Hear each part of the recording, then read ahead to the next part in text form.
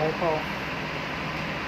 Umuwi yung isa dahil naubusan ng battery yung flashlight niya. Ito lang yung kuha niya, pero ang laki. Grabe ang laki nito. Oh. Tapos may barawan. Itong isda na to, itong maputi. Ito. Huli ko yan sa kawil. Yan. Huli ka dito.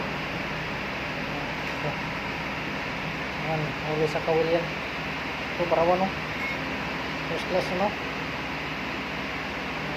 Itong laki, oh. Kalahating kilo ata to.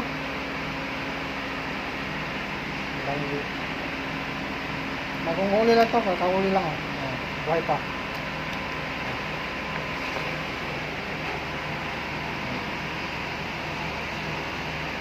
Yan, mga paulan.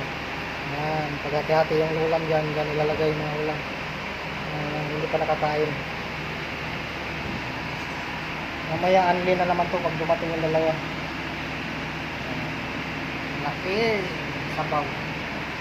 Sabaw na naman.